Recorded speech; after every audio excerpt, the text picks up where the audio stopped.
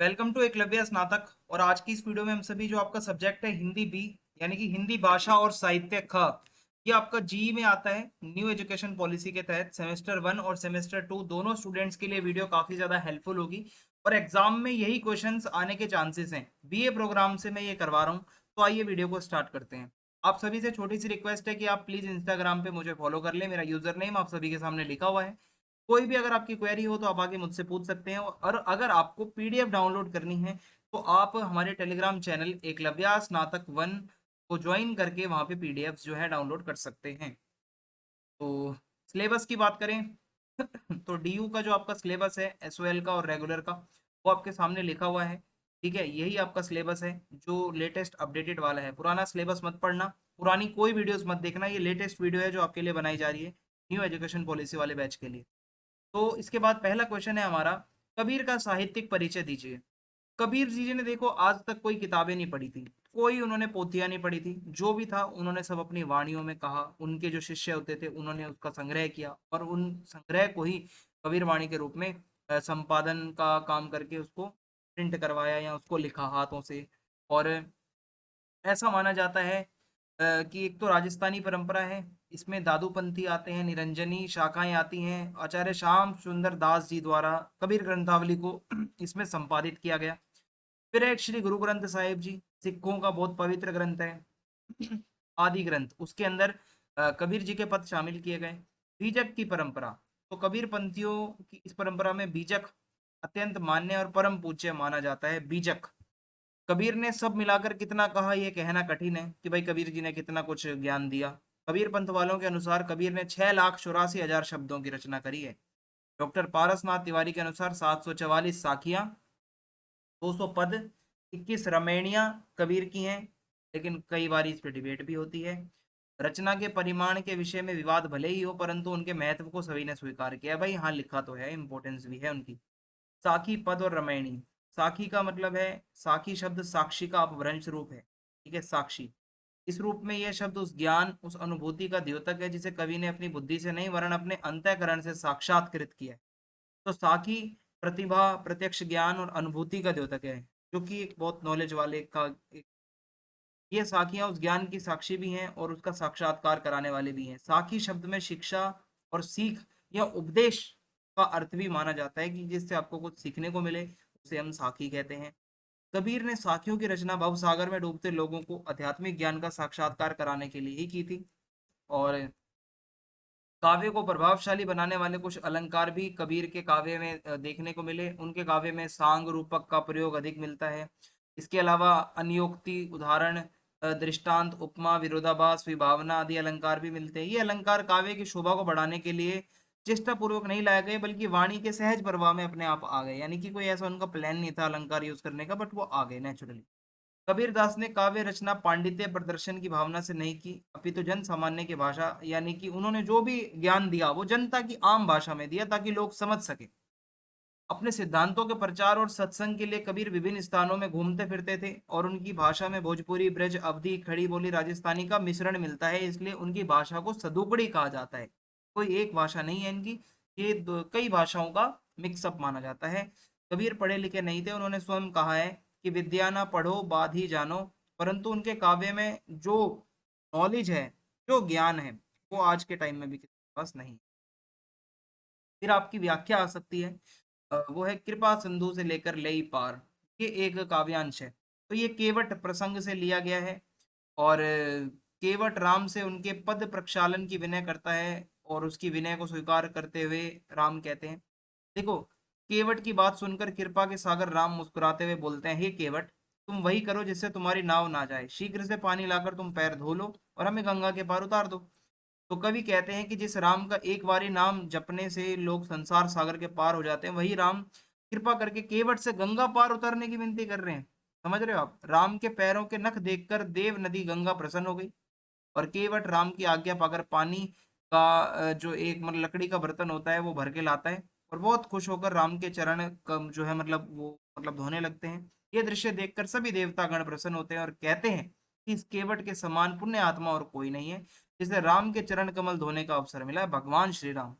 राम के चरण कमल धोकर चरणामृत पीकर और अपने परिवार को पिलाकर केवट ने अपने पितरों को पार लगाया और फिर खुश होकर भगवान श्री राम को गंगा के वो पार ले गया। तो विशेष ये है कि तुलसीदास जी हैं वो अनन्य राम भक्त हैं, कोई उनको पिछाड़ नहीं सकता भाई, वो नंबर वन स्थान है उनका। और उनकी दृष्टि में राम ही सबसे ऊपर है, जो सभी को संसार के सागर से पार कर सकते हैं।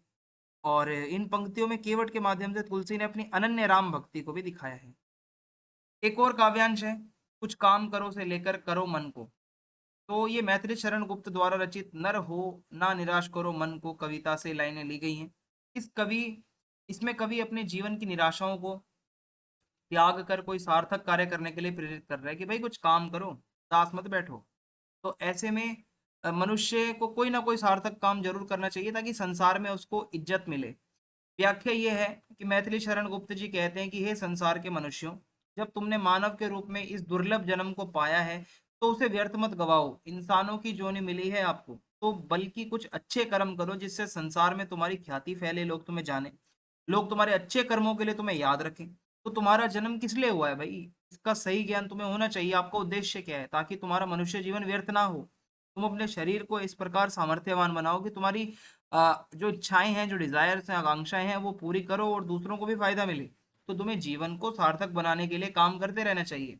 यदि असफलता हाथ लगे तो मन को कभी निराश नहीं करना चाहिए, डिमोटिवेट ना हो, लगातार अपना काम करते रहो। इन पंक्तियों में कर्मठ बनाने की ज्यादा प्रेरणा दी गई है। मानव जीवन को सार्थक बनाने के लिए ये जो परामर्श दिया गया, गीता के कर्म करने के सिद्धांत को इसमें दिखाया गया है। गीता में भी ये लिखा है, भगवत गीता में, कर्म करो फल की चिंता मत करो, कुछ काम करो, निज नाम अर्थ अहो तथा ना निराश में अनुप्रास अलंकार है। क ना ना ना ना, तो यहाँ पे क्या है, बार बार रिपीट हो रहा है ना ये वाला जो वर्ण है, तो इसमें अनुप्रास अलंकार है। फिर एक और यहाँ पे व्याख्या आ सकती है, धूप चमकती है चांदी की साड़ी पहने, मैके में आई बेटी की तरह मगन है, फूली सरसों की छाती से लिपट गई है, जैसे दो हमजोली सखियां गले मिली हैं। भैया की बाहों से छूटी भौजाई सी, लहंगे की लहराती लचती हवा चली।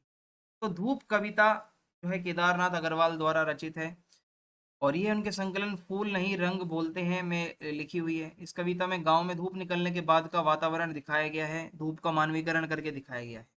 तो कवि कहते हैं कि धूप चमक रही है, धूप की चमक ऐसी लग रही है मानो चांदी की साड़ी पहनकर कोई बेटी अपनी मायके आई हो। समझ रहे हो आप, धूप का मानवीकरण किया जा रहा है। मैके में बेटी स्वच्छंद होती है, वह ससुराल की औपचारिकताओं से स्वतंत्र है, यानी कि खुलकर रहती है बेटी। उसी प्रकार खिली हुई धूप भी मगन और बेपरवाह सी लग रही है। और ये धूप हरी भरी फूली हुई पीली सरसों पर पड़ रही है, तो दोनों एक दूसरे के रंग में घुल मिल गई हैं, जिसको देखकर ऐसा लग रहा है मानो वे आलिंगन कर रही है, जैसे मायके आकर अपनी जो बेटी होती है वो अपनी बिछड़ी हुई सहेलियों से मिलती है गले लगकर। ठीक है। साथ ही जो हवा चल रही है वो मानो ऐसा लग रहा है मानो भाभी आंगन में लाज के मारे भाई से अपने को छुड़ाकर भाग रही हो, तो उसका लहंगा लहला रहा हो। तो भाई इतना मानवीकरण कर रखा है। तो लहंगे का लहराती लचती कवि की कल्पना शक्ति का उदाहरण है कि कितना ज्यादा दूर तक कवि सोचते हैं। लहंगे का लहराती लचती कवि में इसमें अनुप्रास अलंकार है, ल ल ल, ठीक है, और श्रृंगार रस है इसके अंदर। फिर उसके बाद बालिका का परिचय कविता का प्रतिपाद्य है, ये आ सकता है।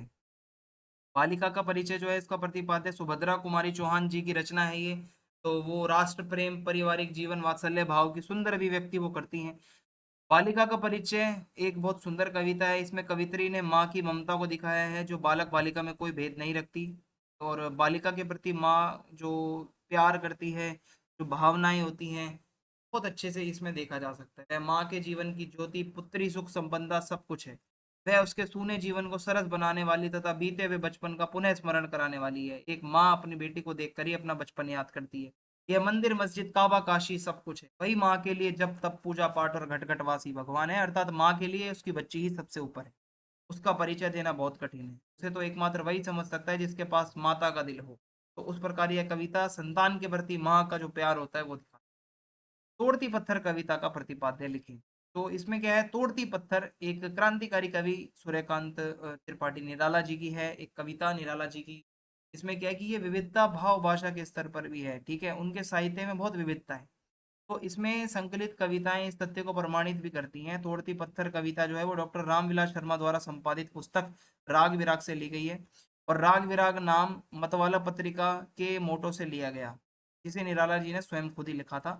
और निराला की अन्य कविताओं की तरह तोड़ती पत्थर कविता में भी जनवादी प्रगतिशीलता है। और ये कविता सन 1938 ईस्वी में अनामिका संग्रह में प्रकाशित हुई थी। और 1930 ईस्वी से 1942 तक का काल स्वयं निराला के लिए भी घोर आर्थिक संकट, देखो बहुत मुसीबतें झेली हैं उन्होंने। जब कवि ही आर्थिक संकट से गुजर रहा हो तो वह दूसरों के संकट को कैसे अनदेखा कर सकता है। तो इलाहाबाद के पथ पर जिस मजदूर स्त्री को पत्थर तोड़ते हुए वो देखते हैं, वह इलाहाबाद कई अर्थों की व्यंजना करता है। भारत के प्रखर युवा नेता पंडित जवाहरलाल नेहरू इलाहाबाद के हैं। अधिकांश राजनीतिक गतिविधियां वहीं से होती हैं। बड़े बड़े नारे और वायदे किए जाते हैं, परंतु सब दीपक तले अंधेरों की उक्ति की चरितार्थ करता है। मानो कि इलाहाबाद में नदियों का संगम होता है। प्राचीन धारणा ये है कि मुक्ति का केंद्र है, परंतु वहीं पर पराधीनता भी है। कठिन से कठिन कार्य करने पर मजदूरों का जीवन बहुत अभाव में बीतता है। जहाँ एक तरफ तेज धूप में कड़ी मेहनत है, वहीं दूसरी तरफ बिना परिश्रम के लोग सुख सुविधा वाले भी बहुत हैं जो लग्जरी में बैठे हैं।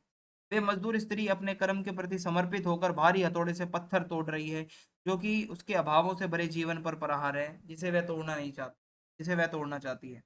और उस समाज पर भी प्रहार है जो श्रम पर पलता तो है, पर श्रम का सम्मान नहीं करता, मजदूरों का सम्मान नहीं करता। वह ऊंचे भवनों में रहते हैं, कुछ लोग हैं बड़े बड़े घरों में रहते हैं पर मेहनत नहीं करते। किंतु जो तोड़ परिश्रम करता है, वह सड़क पर पत्थर तोड़ता है और कूटता है, और एक दिन गरीबी और भुखमरी से खुद मर जाता है इसका शिकार। अब है कृष्ण काव्य।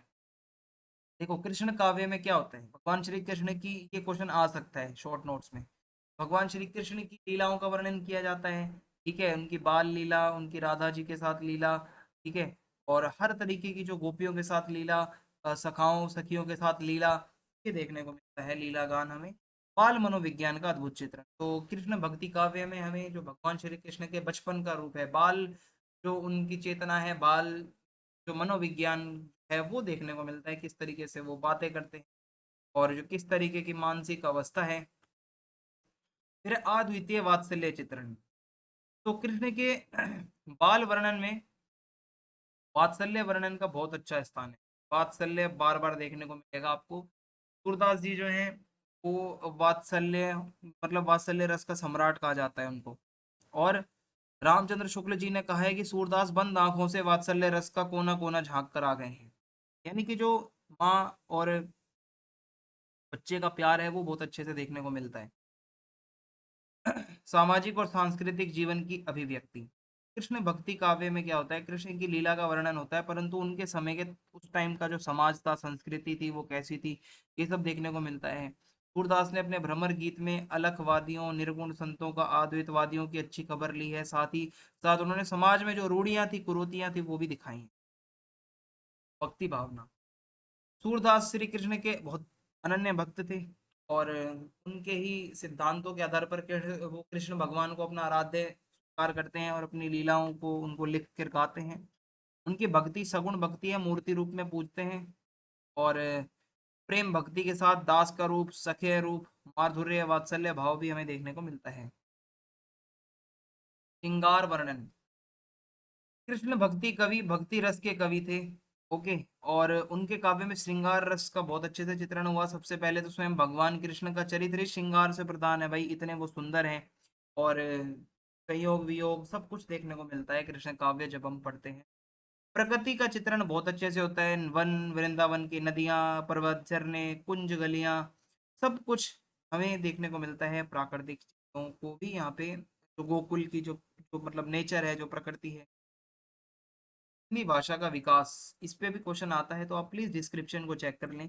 मैंने बहुत अच्छे से लंबी वीडियो बना रखी है, आप उसको पढ़ के जाएं। ठीक है, इसी वीडियो का डिस्क्रिप्शन आप चेक करना, आपको वीडियो मिल जाएगी। आदिकाल का नामकरण, तो इसके अंदर क्या है कि भाई आदिकाल का जो नामकरण है, एक तो इसको कहा जाता है प्रारंभिक काल। तो जो मिस्र बंधु थे उन्होंने इसको सबसे पहले प्रारंभिक काल कहा, ये मानते थे सबसे पहला काल यही है। बाद में कुछ बदलाव हुआ और आदिकाल को ही बेस्ट नाम माना। आचार्य रामचंद्र शुक्ल ने वीर गाथा काल माना। इस टाइम पे बहुत युद्ध होते थे, बहुत सारे ऐसे ऐतिहासिक ग्रंथ लिखे गए, जैसे पृथ्वीराज रासो, बीसल देव रासो, पारमाल रासो, विजयपाल रासो, हमीर रासो, कीर्ति लता, कीर्ति पताका, विद्यापति की पदावली, अमीर खुसरो की पहेलियां। तो एक वीरों का काल था, इसीलिए वीर गाथा काल कहा जाता है। चारण काल और संधि काल, सबसे पहले डॉक्टर जॉर्ज ग्रियर्सन ने इसको चारण काल कहा। बहुत सारे चारण कवि होते थे जो कि अपने राजा के साथ में रहते थे दरबार में, और उनके बारे में ही कविताएं बनाते थे, उनकी वाहवाही करते हुए वो गाते थे। और यही वो टाइम था जब एक तरफ चारण काल था और मतलब एक तरफ संधि काल था। ठीक है। फिर डॉक्टर राम कुमार वर्मा के शब्दों में ये दो अलग अलग भाषाओं का संधि काल था। ठीक है, ऐसा भी माना जाता है। और इसके अलावा सिद्ध सामंत युग भी माना जाता है इसको। महापंडित राहुल सांकृत्यायन ने इस काल को सिद्ध सामंत युग माना है, क्योंकि ये नाम केवल सिद्धों और सामंतों की ओर संकेत करता है। सामंतीवाद सामंतवाद बहुत ज्यादा था। नाथ जोगी बहुत थे जो कि साहित्य लिख रहे थे। विद्यापति की पदावली, अमीर खुसरो का साहित्य, पौम चरियो तथा नाथ साहित्य को हम इग्नोर नहीं कर सकते टाइम पे। ठीक है। और बीज वपन काल, वपन का मतलब होता है बीज बोना। तो इस टाइम पे हिंदी भाषा का बीज बोया जा रहा था, एक प्रारंभिक समय था। और इसके अलावा इस काल में कुछ नई नई साहित्यिक प्रवृत्तियों का प्रचलन होने लगा था। और इस काल के साहित्यकारों ने बहुत अच्छा साहित्य लिखा, उत्कृष्ट लिखा, जिसलिए इसको बीजवापन काल कहा जाता है। आदिकाल इसको लास्ट में यही नाम मिला। आचार्य हजारी प्रसाद द्विवेदी जी ने हिंदी साहित्य के इतिहास के इस काल को आदिकाल का नाम दिया। उनके हिसाब से ये सबसे बेस्ट था, यानी कि वास्तव में आदिकाल ही ऐसा नाम है जिस पे कोई डिबेट नहीं कर। फिर है राम भक्ति काव्य सगुण, यानी कि राम भक्ति काव्य धारा जो है इसमें सगुण। देखो सगुण क्या होता है जब आप मूर्ति रूप में पूजा कर रहे हो, निर्गुण क्या है जब आप बिना किसी रंग रूप के आकार के अपने मन के अंदर किसी को कुछ मानते हो। तो राम भक्ति काव्य शाखा सगुण है। भगवान श्री राम की फोटो मूर्ति और हर तरीके से सगुण रूप से पूजा करते हैं वो। और इसमें मर्यादा पुरुषोत्तम जो भूमिका है वो देखने को मिलती है राम भक्ति काव्य धारा में। बहुत सारे लोग हुए। ठीक है, जैसे तुलसीदास जी हैं, ठीक है, गोस्वामी तुलसीदास जी हैं। और बहुत सारे और भी हैं, केशव हैं। ठीक है, नाभादास हैं, महाराजा पृथ्वीराज हैं, हृदय राम हैं। रामचरितमानस बहुत फेमस रहा। राम जी का स्वरूप दिखाया जाता है राम काव्य धारा में, कैसे वो विष्णु के अवतार हैं, परम ब्रह्म स्वरूप हैं, शांत हैं, सौंदर्य उनका बहुत अच्छा है, दुष्टों का संहार करते हैं और लोगों के साथ अच्छे से बिहेव करते हैं। और दास्य भाव की भक्ति, इसमें दास भावना देखने को मिलती है। गोस्वामी तुलसीदास जी कितने बड़े अपने आप को दास मानते हैं। ठीक है। और हमेशा वो अपने आप को भगवान श्री राम का दास मानते आए हैं, ये हमें इन गाँव में देखता है। और आगे बढ़ते हैं। आदर्श की स्थापना, राम जो है भगवान श्री राम, आप उसको एक आदर्श, आप उनको एक आदर्श भाई, आदर्श बेटा, आदर्श दोस्त, आदर्श राजा, सब कुछ मान सकते हो। तो ये सारा कुछ हमें राम भक्ति काव्य में देखने को मिलता है। और हमेशा ये प्रेरणादायक होता है, हमें कुछ ना कुछ सबक मिलता है। देख, लोक मंगल की भावना, हमेशा से ही रामचरितमानस और जो भी राम भक्ति शाखा की कविताएं काव्य होता है वो लोगों के भले के लिए ही होता है। लोगों को सुख मिले, लोग खुश रहें, मंगल हो, सभी का कल्याण हो। अब है ज्ञान आश्रयी शाखा की प्रमुख विशेषताएं। देखो निर्गुण उपासना होती है, जो ज्ञान आश्रयी कवि होते हैं, कबीर हैं, रैदास हैं, ये क्या करते हैं, निर्गुण उपासना करते हैं। ये बहुदेववाद में विश्वास नहीं करते, ना मूर्ति पूजा में विश्वास रखते हैं। ये निरक्षर कवि, ज्यादातर ज्ञान आश्रयी शाखा के कवि निरक्षर थे। कबीर तो खुद कहते हैं कि मैंने तो कागज कलम तक को ना हाथ लगाया भाई आज तक। संत कवियों में शायद केवल सुंदर दास जी ही हैं जो आप कह सकते हो जो पढ़े लिखे थे, बाकी निरक्षर थे लोग। जाति व्यवस्था का विरोध, जो ज्ञानाश्रयी शाखा के कवि हैं वो जाति विरोध करते हैं, जाति व्यवस्था का। ये सभी कवि निम्न जाति के थे उस टाइम के, जैसे कबीर जुलाहा जाति से थे, रैदास चमार थे, दादू दयाल मोची या धुनिया थे। अपनी जाति को कभी इन्होंने छिपाया नहीं, खुलकर बोला तो ब्राह्मण मैं काशी का जुलाहा, सच कहूँ ठोर ठिकाना, कह रैदास खलास चमारा। यानी कि इन्होंने अपने काव्य में बताया है अपनी जाति को। ठीक है, शर्माए नहीं है। हिंदू मुस्लिम एकता की बात करते हैं और माया से बचने का उपदेश देते हैं। अपनी इंद्रियों को कंट्रोल में रखो, माया, ठीक है, हर चीज मोह माया है, माया से सावधान रहो, ये बताते हैं। गुरु का बहुत महत्व है, गुरु को सबसे ऊपर मानते हैं ये, प्रभु ईश्वर से भी गुरु को ऊपर मानते हैं। फिर नई कविता की काव्य धारा, नई कविता नाम ही बहुत ही भ्रामक है, क्योंकि यदि यह नई कविता है तो 10 वर्ष की बाद की कविता का नाम क्या होगा। तो भाई इसलिए यदि नाम का आग्रह हो तो इसे बुद्धिजीवी कविता हम कह सकते हैं, कोई और नाम भी दिया जा सकता है। और यह प्रयोगवाद का ही विकसित रूप है, जब ऐसी कविताएं नई नई आने लगी। तो प्रयोगवाद और नई कविता के कवियों में सबसे ज्यादा नाम लिया जाता है अज्ञेय का, गजानन माधव मुक्तिबोध का, धर्मवीर भारती जी का, गिरिजा कुमार माथुर, भारत भूषण अग्रवाल, शमशेर बहादुर सिंह, कुंवर नारायण, जगदीश गुप्त, दुष्यंत कुमार, केदारनाथ सिंह। तो इसमें क्या है कि बलवीर सिंह रंग, नीरज, वीरेंद्र मिश्र, हंस कुमार तिवारी, आरसी प्रसाद सिंह, शंभुनाथ सिंह, राम अवतार त्यागी, बाल स्वरूप राही, देवराज दिनेश, रामनाथ अवस्थी, सोम ठाकुर आदि भी अनेक कवि हुए। और प्रयोगवादी और नई कविताओं में आप अगर देखोगे कि के प्रस्तोताओं की तुलना में गीतकार संत सामान्य के अधिक निकट है और लोगों के करीब आने की कोशिश करी इन कवियों ने। आधुनिक हिंदी कविता में हास्य रस की कविता का भी एक अपना स्थान है, हंसी मजाक की कविता है, मनोरंजन के लिए सामाजिक और राजनीतिक व्यंग भी होता है इसमें। हास्य रस के कुछ कवि हैं, बेढब बनारसी, बेधड़क बनारसी, चोंच, गोपाल प्रसाद व्यास, काका हाथरसी, सुरेंद्र शर्मा, जेमिनी हरियाणवी। ठीक है, तो ये इंपॉर्टेंट क्वेश्चन थे, आप इनको करके जाइए, इसके अलावा बाकी भी आप करके जाना। ये कुछ मोस्ट इंपॉर्टेंट थे। प्लीज चैनल को सब्सक्राइब कर दें, ज्यादा से ज्यादा वीडियो को शेयर करें। जय हिंद, जय